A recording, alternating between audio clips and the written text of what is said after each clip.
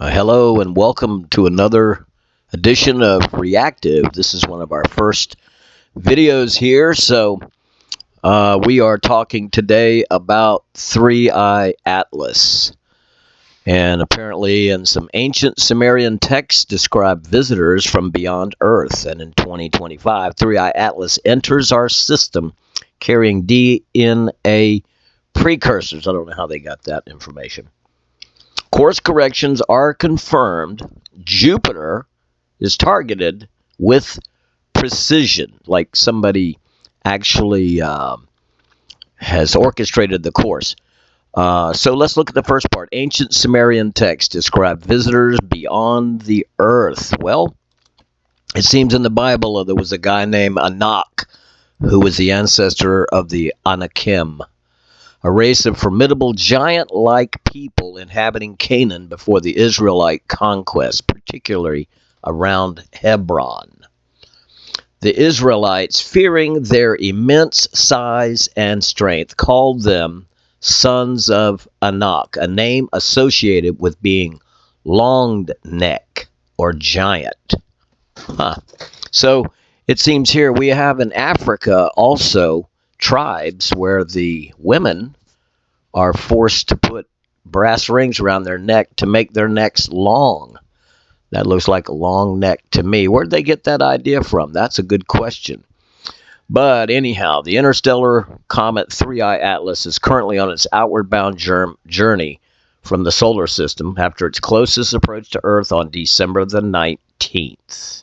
And you can track its position using these websites here, which I did, and this is 3iatlas.com, and it says there's some new images and Jupiter encounter on March 15th. So again, some people have said that 3I-Atlas is not acting like a normal comet, and also it is, let's see if we can find it right here. Here we go, right here. Here's a picture of it.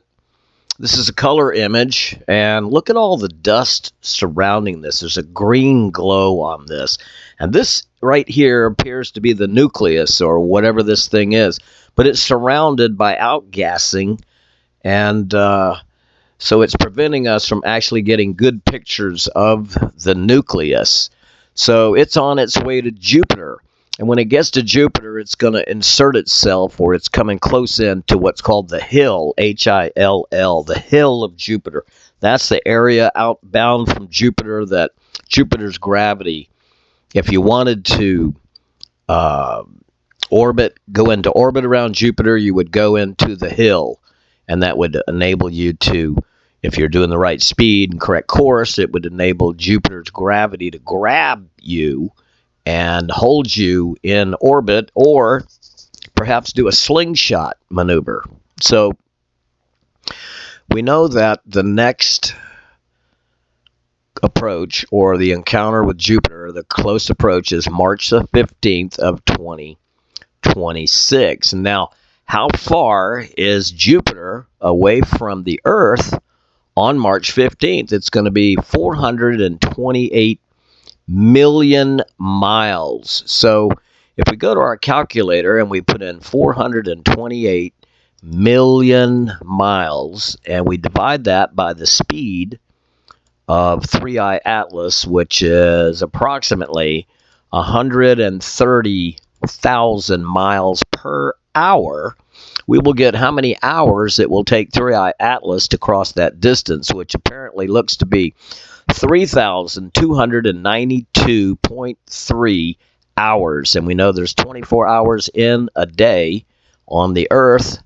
That gives us 137 days. So once it reaches Jupiter and it goes around Jupiter, it might take it a day or hours. I don't know how fast it'll go around there. But if it starts heading back towards the Earth, what day it'll be here from March 15th, 137 days later, and that looks to be Thursday, July the 30th of 2026 is when we could see 3IATLAS coming closer to the Earth. Now, guess what? We will know on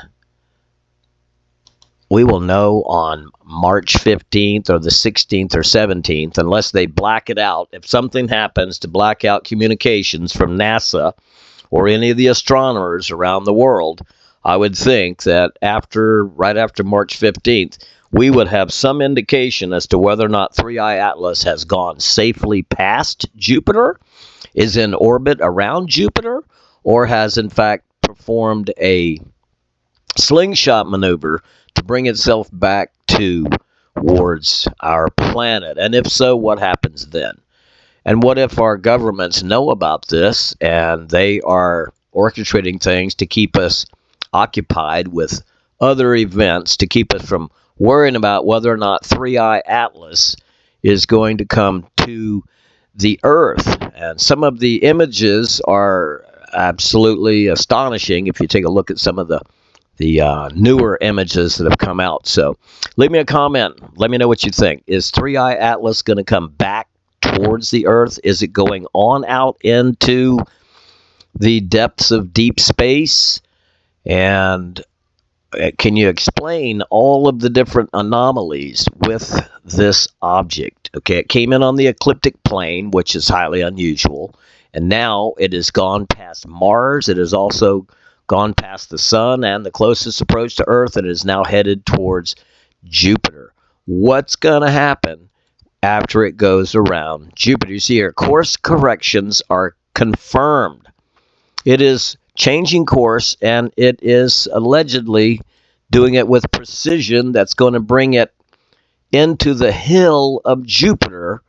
And there's 428 million miles between the Earth and Jupiter on March 15th, 2026. It's going to take 137 days from March 15th, 2026 to reach it to the Earth, and that's going to put it coming in July. That's strange, because I think it was July the 1st when we first detected 3IATLAS. It was July of 2025. So a year later, and it will be back here, or it will be safely beyond our solar system. And let's look at this right here. This is the, I think they call that the nucleus right there. And remember, that split apart. Remember, there were 5 or 6 objects that split apart, went out here 100,000 miles or so, but yet maneuvered as such to stay right up with 3IATLAS. It'll be interesting to see if that's truly the case or not. So leave me a comment. Let me know what you think. Also, thanks for watching. If you're still watching this far, please subscribe, hit like, and hit the bell for future notifications.